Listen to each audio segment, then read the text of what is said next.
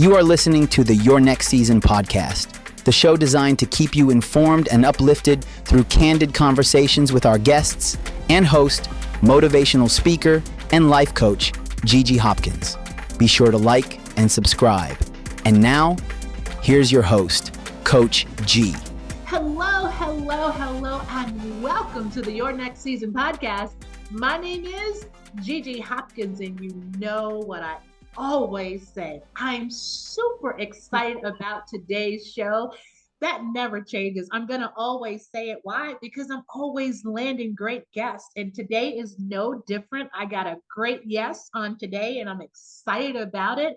We're going to talk about grief on today, and there is no way, it was not even possible for me to talk about grief and not ask my guest, Sharon Johnson, who is a certified grief counselor, to join me because I didn't want just anybody. So, Sharon, Good welcome evening. to Your Next Season podcast. I'm Good so evening. excited. I'm so happy to have your yes. How are you? I'm doing wonderfully well. I'm honored to have been asked to come on as a guest. I appreciate you so much. And I thank you for this opportunity to come and share. Yes. Everybody can't come and share with you, Dr. Gigi. Well, listen, if I'm going to talk about grief, I need to make sure I know it's someone that I trust their process with grief, and that is you. So here we are. Again, we're going to be talking about grief, and I asked Sharon on today because I want to talk about grief from so many different perspectives. And all of those perspectives, I know that she has knowledge and expertise in those areas. So we're going to talk about just everyday grief because that is such a process. We're going to talk about both Sharon and I are very familiar with the church world. So we're going to talk about the saints and grief and Christians and grief and how it's okay. We're gonna peel that back a little bit. And then we're also, because we're coming up on these holiday months, Sharon. So definitely want to talk about the holiday months. But before I do that, I always give the guests an opportunity to tell us a little bit about themselves and how you got started. What made you want to be a grief counselor? Because some people are like, oh, I don't want to help other people through their mess. I don't call it mess, it's called grief. Okay. Yes. So tell us a little bit about Sharon Johnson. Well, I started this journey unexpectedly. Okay. It started literally though, G, my first night of marriage. Oh, wow. In April the 6th, 1974, on my wedding night. My husband was a Vietnam veteran. Uh-huh. And what I did not know was that my husband had PTSD. Oh, okay. On the first night of our marriage, my husband was fighting and screaming. Oh, wow. I didn't know what was wrong with him. Mm-hmm. I'm glad I knew not to touch him. Yeah. And when he finally came out of the episode he was in, he didn't realize that he had actually had the episode. Wow. And what I did was I went to my mom, Mother Carrie, the next day. I said, something wrong with Sterling. I said, he was screaming and fighting in his sleep. And he didn't know it. And she said, Sharon, that boy is shell shocked. Yeah, because back in the day, that's what they called it. That's what they called it. Yeah, they called it shell shock. And from that day until till he transitioned, my husband dealt with PTSD. And not only that, but then in 2008, he received the diagnosis of Parkinson's disease. And I said, where did he get that from? I'm thinking it wasn't until 2010 that the VA said that Parkinson was a result of young men being exposed to Agent Orange in Vietnam. In Vietnam. Wow. And he was an Army medic. Mm-hmm. So he was out there in it. In the heart of it. In the heart of it. Yeah. Yes. Oh, wow. And when he received that diagnosis in 2008, he said to me, I want to die when I can't play anymore. Yeah. Yeah. So that intensified the Mhm. grief that we were already living in. Yeah. Because And he was a so music. by play anymore, he played keys, right? Yes, he was So an that's what he organist. meant. Yes. He was an organist. Yeah. Okay. Yeah. So this grieving process for you was a very long time. Yes. Absolutely. It Yeah. was. When it comes to grief, I don't think people think about it from this perspective. I think they think it's just when someone has transitioned. Tell us a little bit about your grief counseling. And we're going to put all your information on the screen, but I do like for people to kind of Sure. share with us their credentialing and their company's name and stuff. Yes. I actually, Gigi, I was coming from the VA hospital one night, Mm-hmm. and I was just exhausted. I was exhausted. And when I awakened the next morning, I said, God, I need some help. Mm. And he said, help is available for you. Yeah. Go to Henrico County Mental Health and get you some help. Yeah. Wow. And when I did that, I went to the counselor and she said to me, I don't usually handle people like you. Mm-hmm. Okay. I said, you don't usually handle people. She said, you're a nurse, right? Oh boy. I We're said, guilty. I said, yes, I am.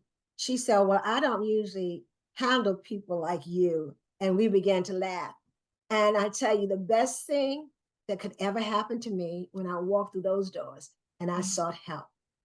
And God said to me, Sharon, hope, elevation, love, and power belongs to you. Ooh. That's how I got the acronym for Wow. HELP, Sharon D. Johnson, LLC. That's how I got that because I went to get help. And a lot of times we don't do that. And for me, having not just the license as a LPN, but also being a minister, Yes. it was Hoping you brought that up. I wasn't gonna bring it up, but I was hoping you did. maybe it's too soon. But for me, when I asked God for help, He told me to go to Henrico County Mental Health. Yeah. And a lot of times, what we don't do is we don't listen to the voice of God when we have been living in a world that's so religious. Yes. And the interesting thing, G, is that my counselor was a Black Hebrew. Wow. And we were able to minister to each other Yeah. on different levels. Yeah. And I was grieving, but I almost forgot that I was grieving. And when we sat down and she began to minister to me and I was able to receive. See, when we're grieving, a lot of times people don't talk about grief. Yeah. And in truth, that's, I should say it like that. Love and it. When you're hurting, when you're grieving, you're in pain. Yeah. And it's important for you to know that this pain that you're dealing with, if God sends somebody to help you, receive that. It went beyond both of our religious affiliations. And God had her there for me. And the interesting thing, G, Dr. G, oh, I want to call you Dr. G because you are. And she said to me, right after my husband died, my mother transitioned. I went back to her and she said to me, when you left me, you did not know you were ministering to me. Wow. Isn't that something? Wow. And I remember calling her when I said, I think I'm going to be a coach. And I called her and she said, Sharon, she said, you can go ahead on and do that. She said, but you have ministry. And she said, you should become a counselor, a grief counselor. I said, me? And that's how it happened. I love it. I love it. So it's HELP. So tell us those acronyms again. And you're going to see me reaching over because I got to grab me a sheet of paper because I meant to have my pad here and I didn't. So it's HELP. And give us the H is hope, elevation, love, and power. Awesome. All right. And we're going to have all of Sharon's information on the screen. Well, before I say that, let me ask you, are you accepting new clients? Because I always like to ask that question because, listen, I get it. As counselors and coaches, we can sometimes be really, really bogged down in our practices and not able to take on new people. But I wanted to ask you that. I am taking on new clients. And one of the things too, I want you to know is that because I say that I am a Christian counselor, I understand that it goes beyond, it has nothing to do with my denomination, Yes, or organization. It has to do with me understanding that grief is something that all of us go through. yes, All of yes. us. And we get help wherever we can get help. And for me, having experience, and this is what my counselor said to me, Sharon, you have experienced it, but I know theory. She said, I haven't gone through what you've gone through. And a lot of times, G, we don't think about all of the stuff we go through until we're in the process of having someone to help us. And then you realize that you have gone through so much. Yeah. And because you've lived it, you can help someone else. Absolutely.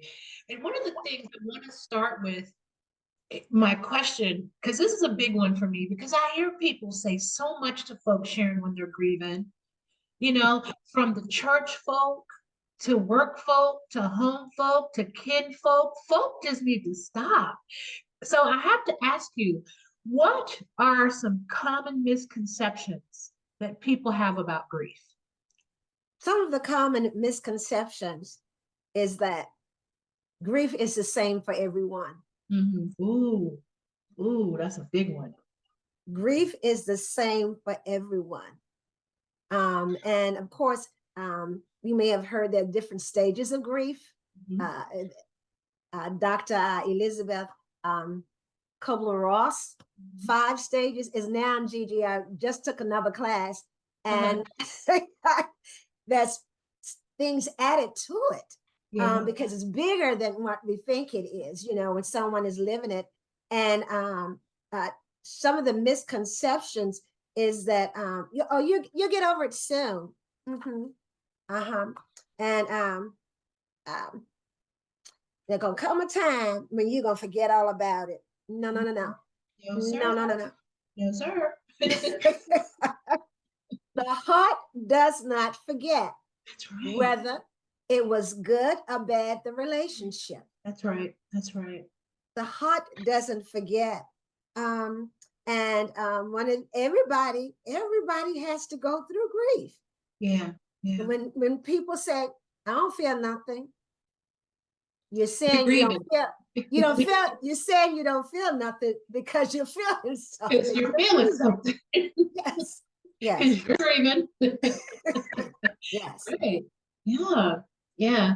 And that's so important. And I loved how you say grief is not the same for everyone. And so there is no cookie cutter recipe for grief, because I may be in one of my stages far longer than someone else is in their stage. You and I were talking prior to us starting the podcast, and I mentioned about my father. I am still sitting, I'm angry. Good. I am angry. And I've been in that spot, and I attribute that a lot to the circumstances around my father's death because it was unexpected. I sat in denial for a very long time. And when I'm done with my little 2 that I'm sitting in, I'm gonna let you give us the whole 5, because it is important for people to hear those, and the ones that have been added, because I'm not up on that. But yeah, I sat in denial because I did not want to believe that my dad was gone. It was completely unexpected. Walk us through, if you will, those stages. And I'm curious to hear the other ones, because again, I'm not up on this. Is not my forte. So I'll be getting educated as well, and I'm loving it. the stages of grief, Dr. Elizabeth Kubler-Ross, she took care of cancer patients that were dying, literally dying. And the stages of grief: anger, bargaining, depression, acceptance, denial, shock, Ooh. testing, meaning, and watch this, Gigi, anxiety. Anxiety. Mhm. Yeah. Yeah. And when you look at that, when you look at all of them, and did I say meaning? Mhm. Meaning, it's Mhm. it's important for us to understand that a lot of times we like to dismiss stuff, Yes. Yeah. Yeah. and when you dismiss stuff, you just putting it in another pile Yeah. because the stuff haven't left you. Mm-hmm. That's You're good. just changing where you're putting it. Yeah. And you see, when you said anger, you're angry now. Guess what? It's been 6 years since my husband transitioned, and sometimes I become angry. Yeah. And I remember that when I asked God, when my husband got the diagnosis of Parkinson's, I said, God, why Sterling? Yeah. And his response to me, I was going to church at 5 o'clock in the morning for prayer. And you know what his response was? Why not? When you acknowledge the truth of what you're feeling, Yeah. I'm probably getting ahead of us. That's No. when your No. that's when your healing can begin. You have to acknowledge the Yeah. pain of grief. Mm-hmm. It is painful. It hurts. I don't want to accept it now. I didn't want to accept when that doctor said he has Parkinson's. His response was from, I want to die when I can't play anymore. And my response was, God, I know the prognosis. Unless you heal him, he ain't gonna get no better. That was Yeah. my thought. Right. You know, Right. being a nurse and having taken care of patients. I worked at shelter, a rehab hospital. So, I immediately, but I said, I can't feel this because I have to take care of him. Yeah. I Yeah. can't let him know what I'm feeling. So I held stuff in. Yeah. Yeah. So let me ask you this. So first of all, that's 9 stages. Wow. Exactly. Wow. I actually hit shock before I hit anything else because I Right. was completely shocked when I got that phone call that my father had passed away because I did not expect that at all. So I definitely was sitting in shock. So I've experienced quite a few of these already then. But in coping with your feelings, Sharon, Mhm. how, what would you say to someone to help them create the balance between self-care? I love how you do your, I think you call them heart aids. Yes. Um, Yes. and you're doing these little motivational, not little, but they're, Yeah. I meant little as in they're quick, which is Right. really good. You do these moments that you're sharing about self-care. How, what would you say to someone to help them balance that self-care with just trying to get their normal routines done, yet still going through the process? It is so important that while you're grieving, that you remember to take care of you. Yeah. That is so very, very important. And Mhm. we we're going to mention balance. You can't talk about one without talking about Yeah. it's okay for you to use one of the shortest sentences in the world. Ha! No. No. A period always goes behind it because it's a complete sentence. I'm It's a so simple. glad you said that. And if you want, Sharon, right now, you can go ahead and segue right into boundaries because no is the start of boundaries for me. One of the things we have been taught Mm-hmm. that we need to unlearn Mm. is that it's better to take care of somebody else than to take care of yourself. Yes. Yes. We need to unlearn that. Good are you to another person if you haven't really taken good care of yourself? We do need to unlearn that. That was good. That's a great nugget. We do. Yeah. And So how sometimes in important that, are go those ahead. boundaries? How important is it for someone who's grieving to set boundaries? Because, and what I mean by that, because you have family members that's telling you to move on, you got church Mhm. folk that's telling you to move on, you got your boss telling you to get yourself back in here to work and move on. How important are those boundaries when you have that type of noise in your ear? Um, Gee, what I want to do is share some of the noise that we hear that we Okay, should never good, hear. good. Um, and this is setting boundaries. Listen, I don't want you to tell me at least they're not sick anymore. Mm. I don't want you to tell me you know how I feel. At least you are still living. Mm-hmm. Mm-hmm. Yeah. Give it time, baby. Give it time. Good time. Mm-mm, Ooh, mm-mm. that's that right there is so powerful. Give it time. And that's, you know what, I'm gonna write that because that's gonna be my heading for this grief. Give it time. That's the title. Because it's so important because we don't do that. And we don't do that, I'm convinced, because of the way some of us were raised. That was what I was going to say. So go ahead and expand on that one for me, it's please. it And don't seems forget the church, because I need listen, because we listen, both were reared in that. So we need to Ju- talk about Judy, in our communities, we have seen so much of it.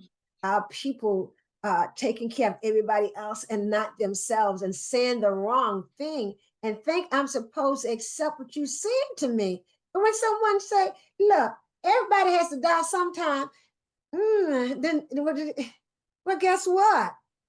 You here telling me that I ain't gonna tell you I want you to die, but everybody got to die sometime. What you said to me in this process is Right. not what I want to hear Is you not say. what I want to hear. Yeah, and one of the things we need to remember is to offer support Mhm. by witnessing the pain Ooh, offer support by witnessing the pain, and meaning mentioning acknowledging the hope. and mentioning the hope. Yes, Love it. offer support by witnessing the pain and mentioning hope. None of them statements I said just now and gave you hope. None of And it. there was no support. So what should they say?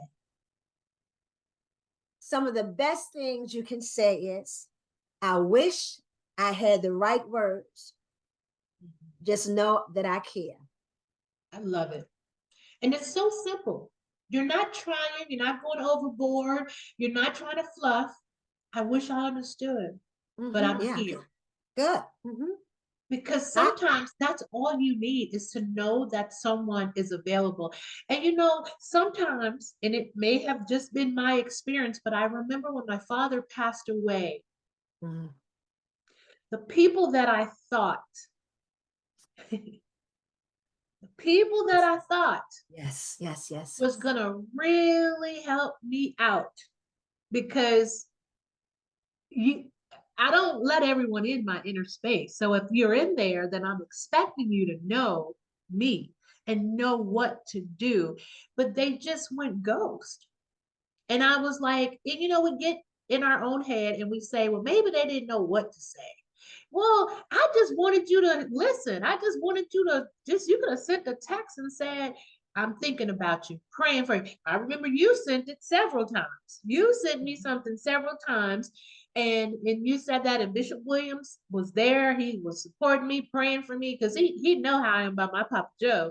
But he did it. But it's those other people that you just expected a little something more from them. I said, man, y'all done made me have double anger because now I'm mad. I thought I had a different support system. Support system is so important. And I love what you said. I'm here for you. You don't have to have a lot to say. Gee, you know why? People, this is part of what happens too. People don't know what to say. You know why they don't know what to say? Because they are still dealing with unprocessed grief themselves. That right there just, oh, Yes, that yes. just messed me up. Mhm. That literally just messed me up because I never thought of that. Never. See, this is why you're on here. I never thought about that. And Sharon, I'm telling you, I've been kind of salty about that thing since my father passed on December 7th. And I made it known on the 8th to certain people. And I was like, so you just gonna act like I didn't tell you my father, who you know meant everything to me, passed away. But in looking back now and you putting that statement out, it makes all the sense in the world. And it has helped. You have blessed me. Thank you. Praise God. Yeah. There's a lot of times, people just don't know what to do or Yeah. because we don't talk about grief. We act like grieving is a sin. And Yeah. since we are here right now, I remember having conversation with a table of elders, and I was the only female present. And they said to me, you're just emotional. I said, well, I'm in good company because Jesus was emotional. I said, when they came to him and told him his friends died, there's one translation that said Jesus groaned. Yes. Another Yes. translation said Jesus grieved. Mm. When his friends came to him and told him that Lazarus was dead, he grieved. Which means he And had if feelings. Jesus can grieve, are we better than the Son of God? No, we're not. See, we deal with the He had deity, but we feelings. don't often deal with the flesh part. And the Ooh. flesh was for us. So Mm. whatever we went through, the flesh went through for us. Jesus the man. Yes, absolutely. That's so powerful. And we have got to get, you know, I think people can further mess someone up that's grieving by saying those things like that because it comes across as insensitive, it comes across as harsh, and it comes across as having a very black heart. There's nothing heartfelt about you saying, you're just super sensitive, you're just emotional. I mean, how long you gonna grieve? Your mom's been dead for 40 years and you still grieving. So I'm just not through the process. Maybe I was in one for 20. Yeah, yeah. And it's we have got to stop trying to tell people how they should handle their Good, situation. good, very good.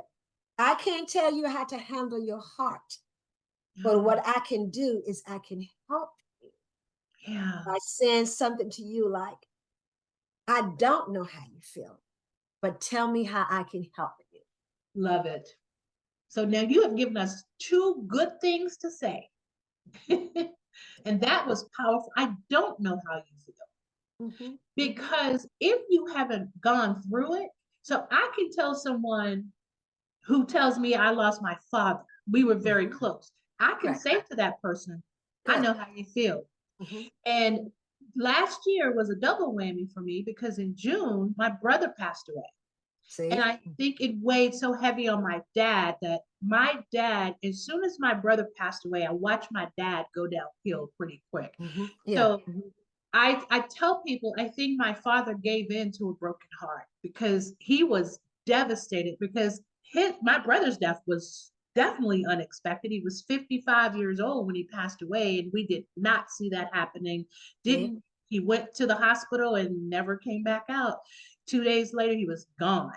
And so it was very shocking. And I watched my dad he had such a hard time with that process. And then he started going downhill, and then he unexpectedly passed away. So that's two deaths. And you can't expect someone to just bounce back from stuff like that Good. overnight. Good. Good. And you don't. And I hear you talk about the love you had for your father, and then that see what you have dealt with, G, is traumatic grief. Yeah. I, Mm. and until I was dealing with someone that had traumatic grief, I forgot that I had experienced traumatic grief. Yeah. My dad was with my boys one day. Some hours later, he was killed by a drunk driver walking across the street. Traumatic. So I had anticipatory and traumatic death, So what happened is sometimes the mind, the mind is so very powerful, but it doesn't outweigh the heart. It does not. Woo, that's Ah, good. ah, All the listen, nuggets. I love it. That's good. That's good. listen. When you love a lot, Mhm. you have a lot of pain. Yeah. Whew. When you love little pain. Mm. Trauma blocks love. Listen to this. Oh, that's But good. love heals trauma. Ooh. Oh, you gotta say that again. I need you to repeat that. Trauma blocks love, but love heals trauma. Wow. That'll be God, G. That is so Isn't that something? powerful. It is so powerful. And one of the things that I thought about that I've heard, it's something triggered when you said this love part. I've seen where people who, let's say someone was in a marriage and their spouse passed away. And some years later, they remarried. I have seen people beat them up verbally and just really, I'm like, so do they not have a right to still live? Good. What do you say to that situation for someone that they're so worried about, well, my husband or my wife's been dead for 12 years. If I start seeing someone publicly, people are going to talk. What would you say to that person, Sharon? I would say to them that no one can judge your heart. That's right. That's right. And not only that, no one knows what was going on in those 20 years of marriage. Yeah. Because we were taught to put on a mask. See, we tend to judge each other and don't understand. Right. Everyone's process is different.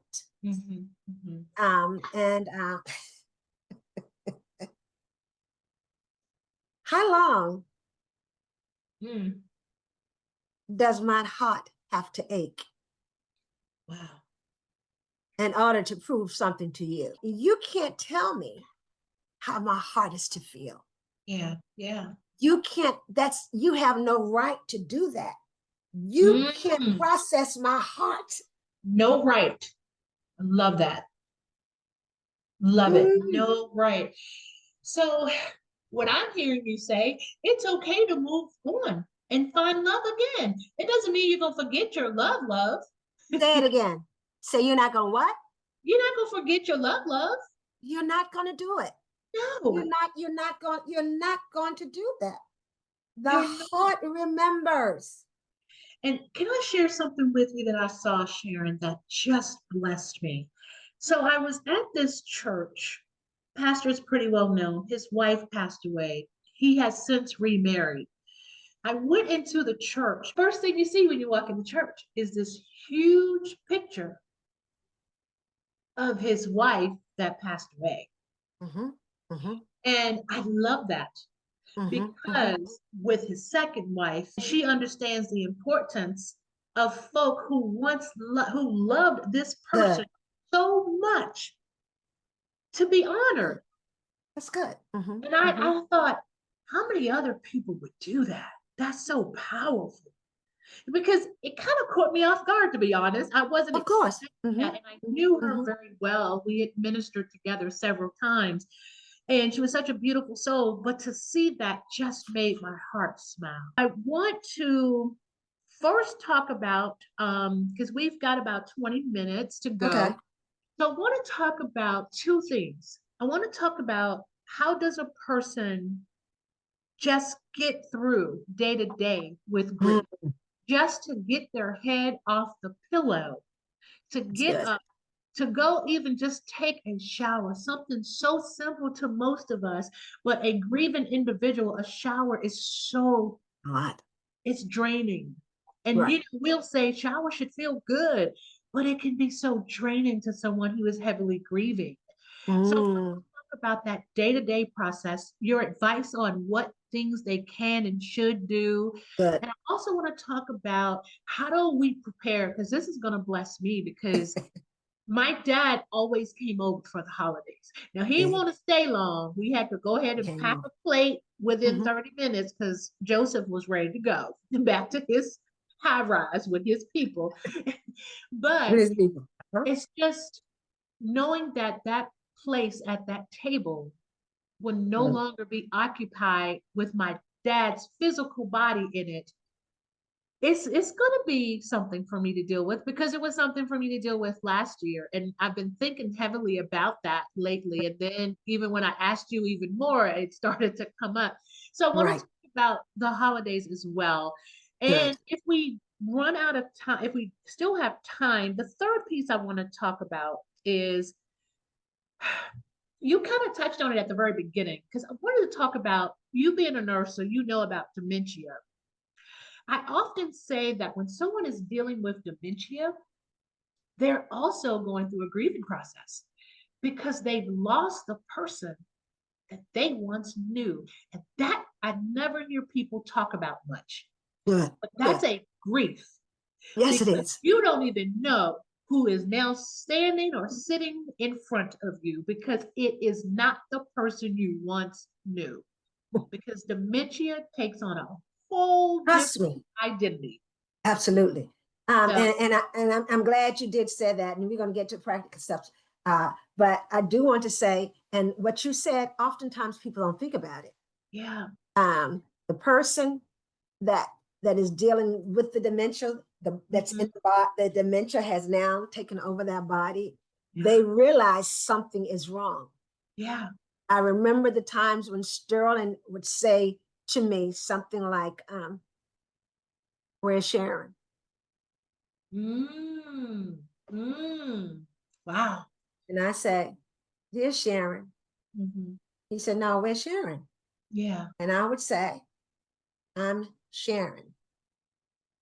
And then he'll look at his watch and do something else. And he'd turn around and say, "Sharon, can you do so and so and so?" Mhm. Just that quick. He's back because it's on and off, especially in their beginning stages.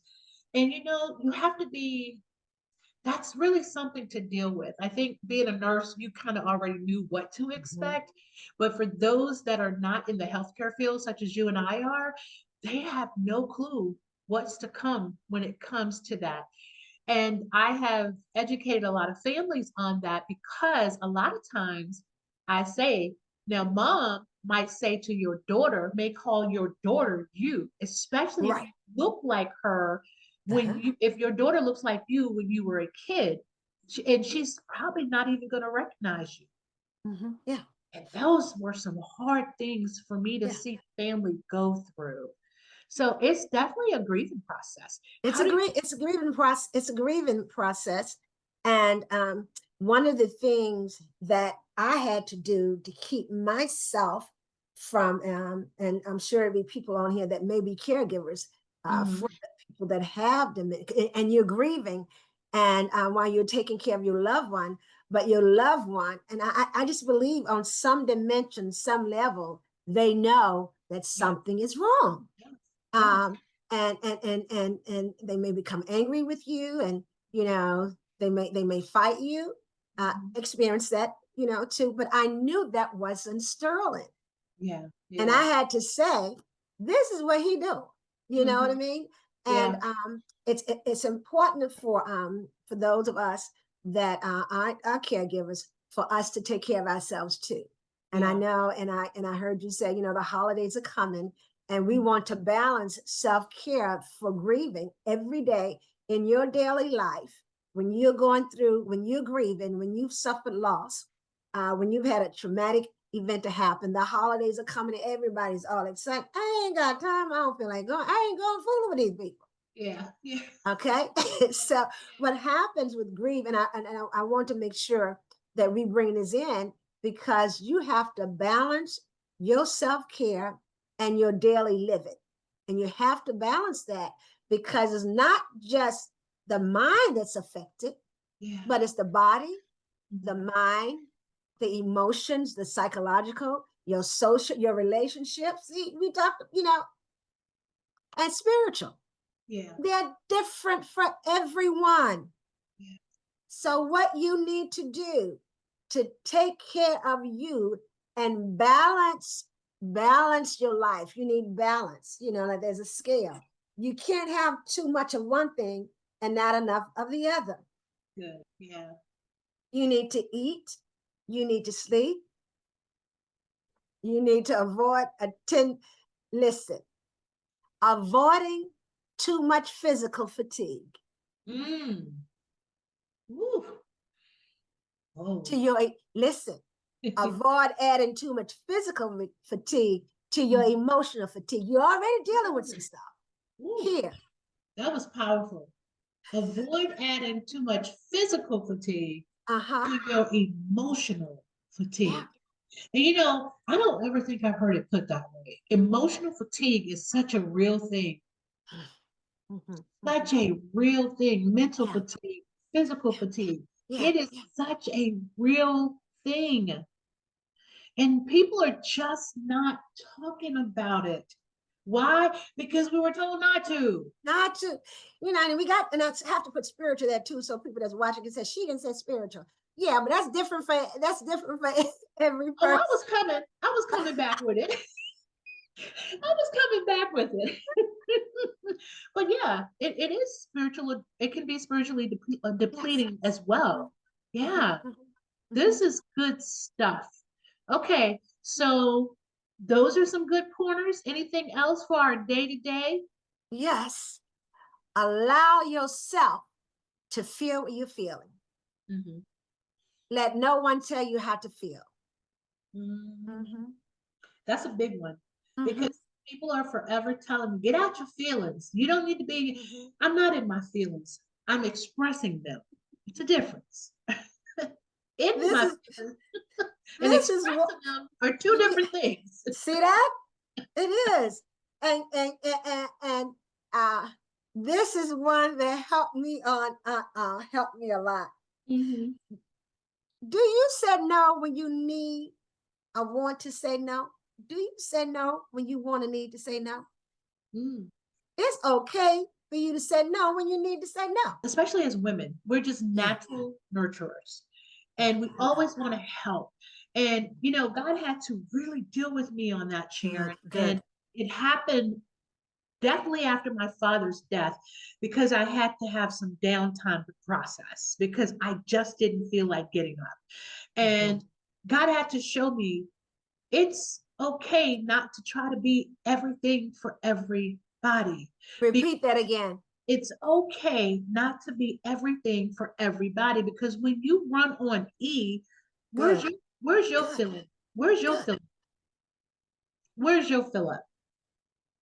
That's very good. That's very good. If you're running on E, how are you going to help yourself? Right.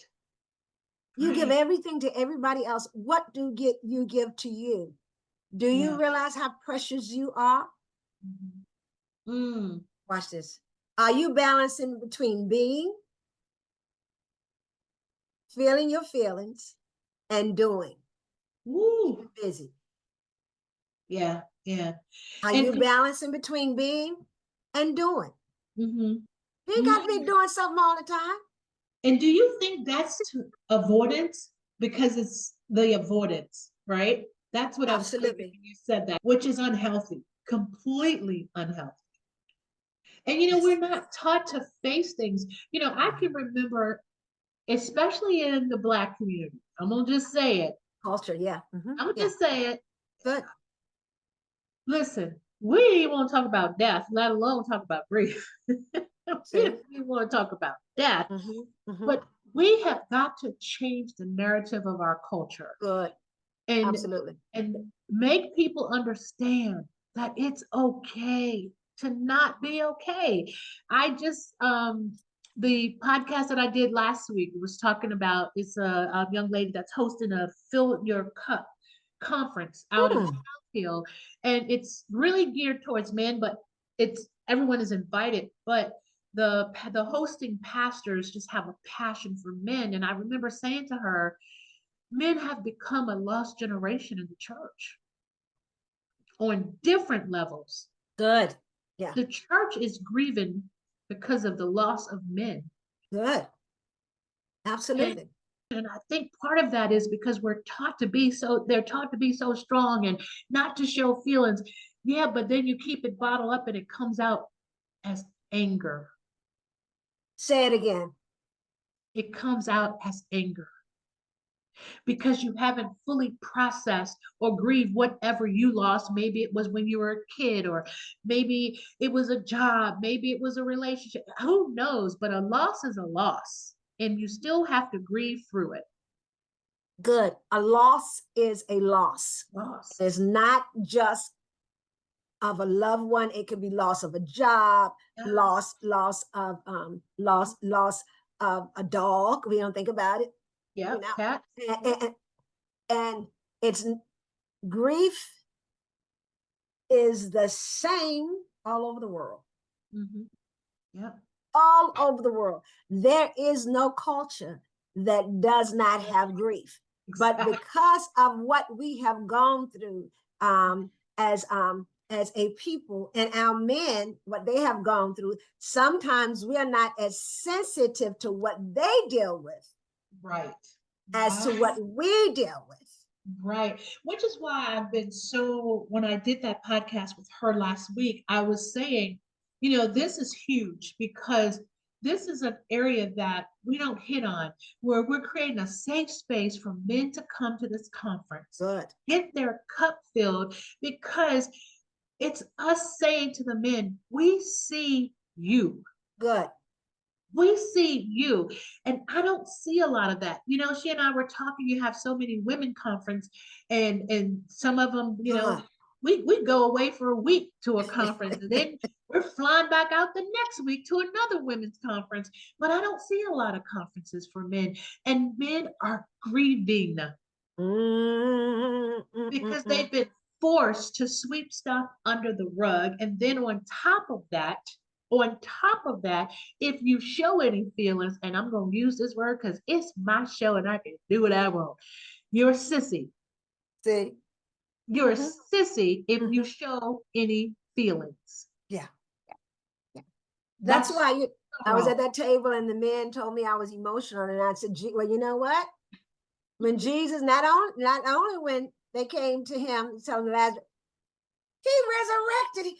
His grief was so powerful. My God, he fulfilled the Father's desire because of grief. We don't talk about that. You don't hear nobody talk about it. We don't talk about it. Lazarus was resurrected because a group was grieving, and Jesus himself grieved. They were emotional. They came to Jesus. They were emotional, and Jesus dealt with their emotion and gave them something new. That's right. So who are we to dictate how someone processes a loss? We can't do that. We can't do that. We cannot do that. Because we haven't been taught. Yeah. That it's okay to grieve. No. It's okay for you to say what you're feeling. Because no one talks about it. That's why I wanted to have you on here, because people are not talking about it. We're just talking about it for the holidays. I didn't want to just talk about it from the holidays, and I didn't want to just talk about it from a death perspective. Good. You can have someone living in your house with you and you're grieving. And don't get me started on these failed marriages that are still together, because for the sake of saying I'm still married. Now I'm gonna go ahead and get off that, because I don't want y'all coming for me in the comments, but I'm ready for you if you do, because it's the truth. It's the truth. Because again, we were told you stay in it no matter what and make it work. Not if it ain't working, because I'm not fit to be miserable for no 40 years of my whole life. I ain't about to do that, because I'm not about to stay in a situation that's toxic because I was taught that I don't get out of it. If I've tried everything and it's just not working, it's just not working. And you're in the house and you're literally grieving every day because the person you walk down that aisle with has not came home in 20 years. Now I'm gonna go and get off of that, Sharon, and let you go ahead. It Yes, was supposed to take yes, that turn. yeah, I just that's started feeling that yeah, thing when I started talking about it because it's something that needs to be talked about. absolute. You know why? We are taught not to express our Yep, emotions yep, and yep. stand in truth. Mm, We're mm-mm. I'm telling you, in let's say this, we are often mm, God help me. I go Sheba. Right. Yes, Jesus, God hates divorce. Mhm. He and Jesus came. That's not what I want. That's not what I wanted. I didn't want that from the beginning. That's not what we wanted from the beginning. Mhm. But the reality of it is that it is going to happen. Yeah, yeah. And we have to deal with truth. Listen, I'm just gonna say it because I ain't gonna live with nobody that's beating the heck out of me Nope, nope. Not and gonna. says God. What was the man's name that said that I love so much that got on there and shared?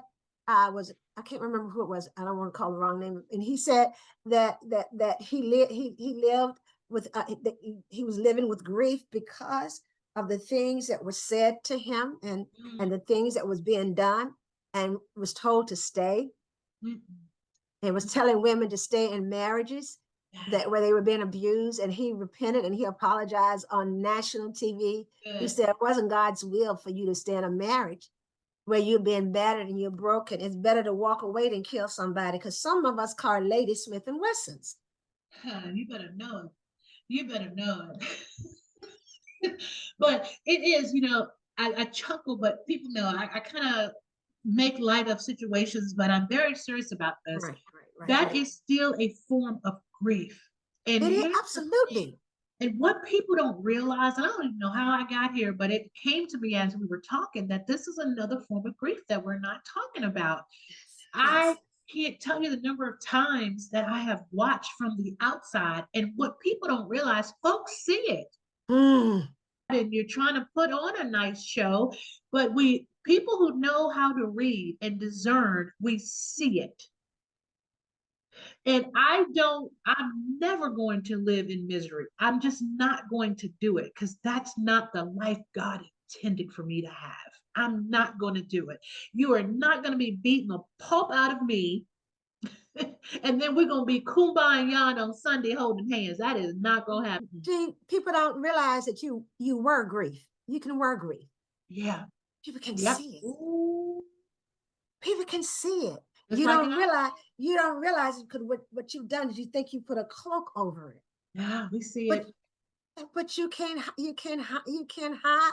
Oh my God. That's oh God, just you don't have enough time. But when my son said to me, Mom, you didn't tell us daddy was doing so and so and so, Hmm, hmm. because we're taught to hide stuff. That's right. But then I would go over my mom, what's wrong with you, girl? Hmm. Because you knew. Ain't nothing Because wrong. because you were Yeah, wearing. it is. You won't say it, but it is. That's a woman of discernment right there. You ain't getting nothing over on this carrot. But you won't, it's because you were wearing it.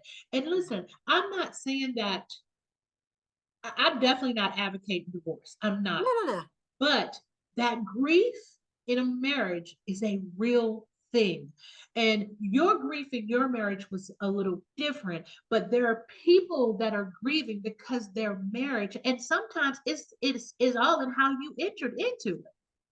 What were the circumstances behind it? Why did you do it years ago? Oh, you knocked up, you get married. You ain't having no baby out of wedlock in this house. You get married.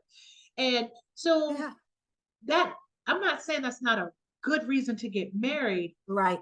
but the premise behind the Good, premise of marriage may not have been in place at that time because you good. getting married for a single reason that really Mm-hmm, had nothing to do with the covenant of marriage. mm-hmm. Good. Yeah, very good. And that is the truth. And So then you have to try to grow to love the person. And I'm gonna stop right there. I'm gonna go ahead and yield the floor. Gee, I'm I'm gonna say crushing this. Johnson and salads. No. Yeah.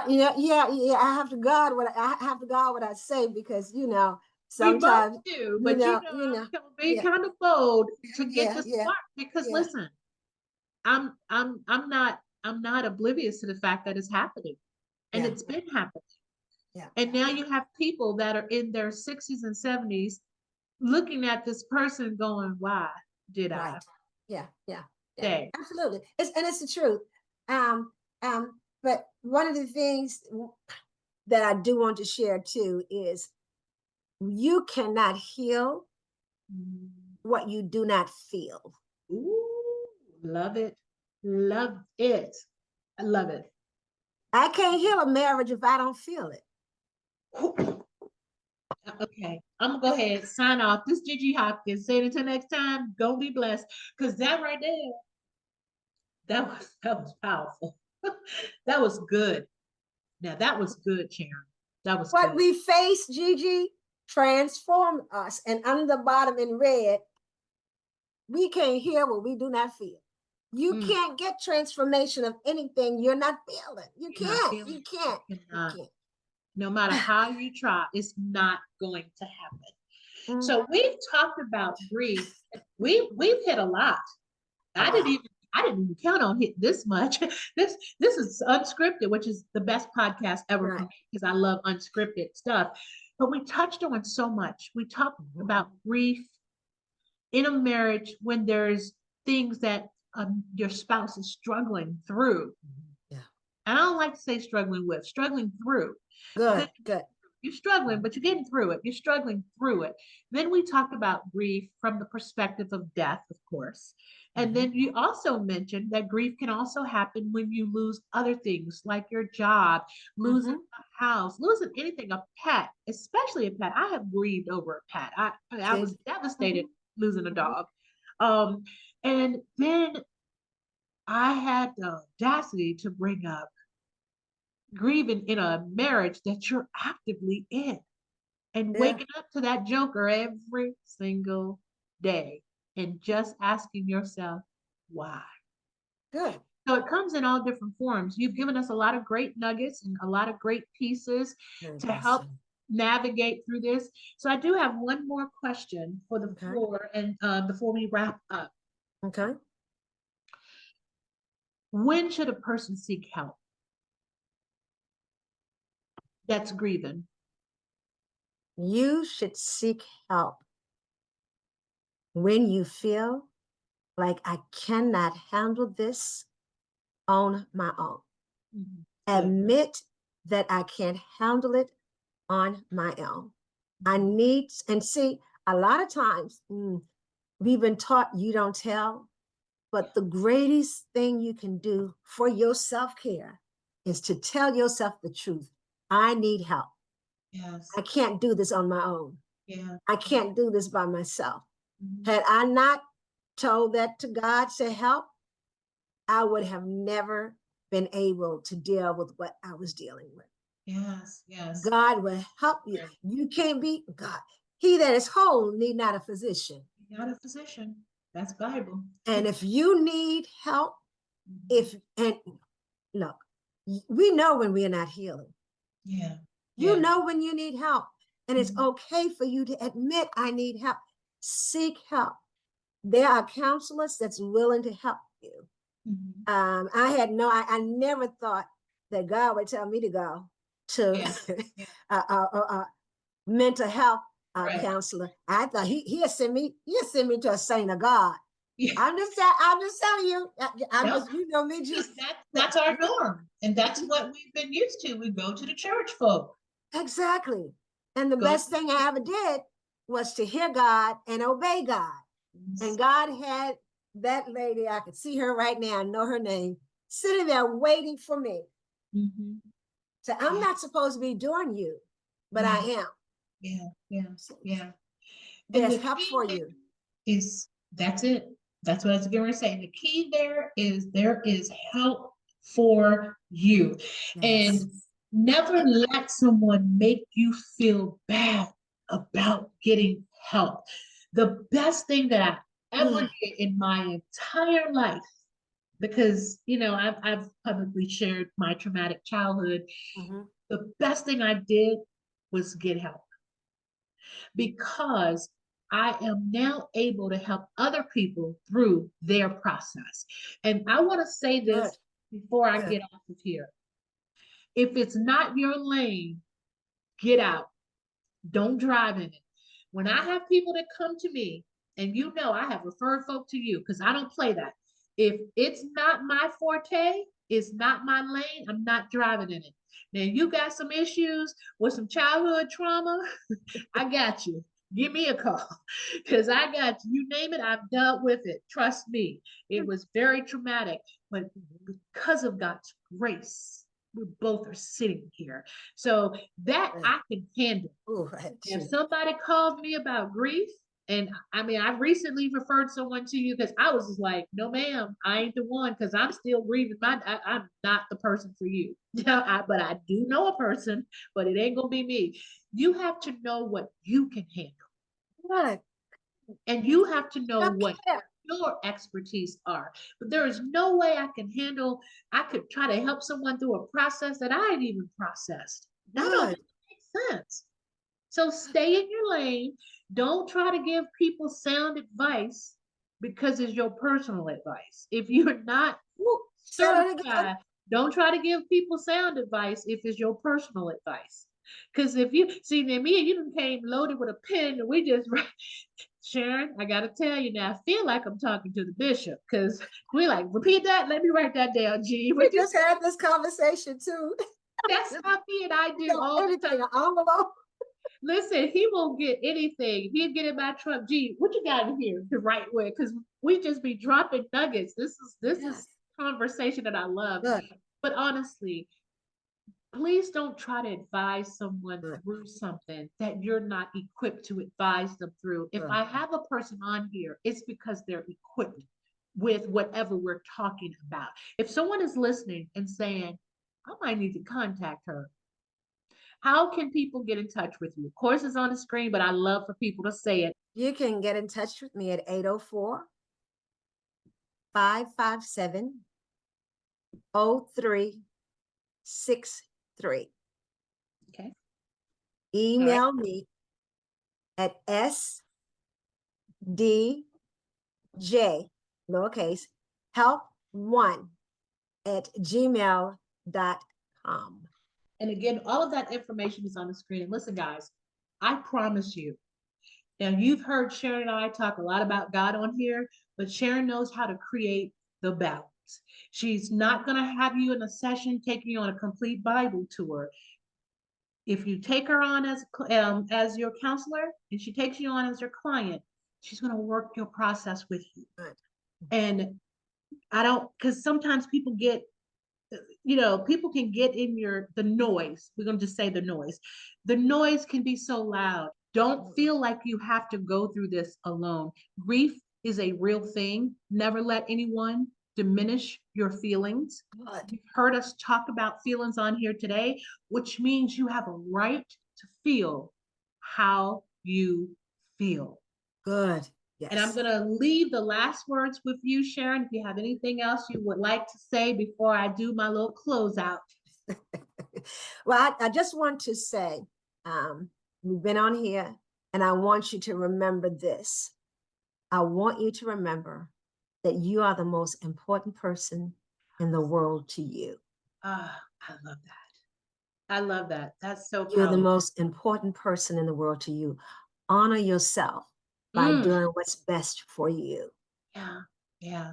You're worthy of honor. And self-care isn't selfish. No, It's it's not. needed. It's Good. needed. So Sharon, thank you so much for your Thank time. I you. really Thank do you. appreciate this. Has been so helpful. And man, did you give me a good revelation on today. And I'm gonna have to draw back that little anger that I was holding inside because I was a little salty, but you really, I'm joking about it, but you have really helped me.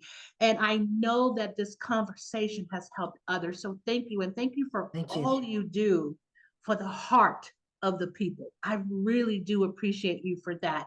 And listen, I Thank you. also want to take some time out to thank our sponsor for this particular show. This week, our sponsor is Be Inspired Boutique, located inside of the Painted Tree in Glen Allen, Virginia, in booth G10. Please make sure you stop by for all of your self-help needs. We've talked about all of this stuff on today, so stop by there. So again, thank you, Be Inspired Boutique. Thank you, Sharon, our certified grief counselor, who's joined us and given us such great nuggets. And listen, thank you for listening. This is Gigi Hopkins saying until next time, be blessed. Thank you for listening to the Your Next Season podcast, the show designed to keep you informed and uplifted through candid conversations with our guests and host, motivational speaker, and life coach Gigi Hopkins. Again, thank you for listening, and don't forget to like and subscribe.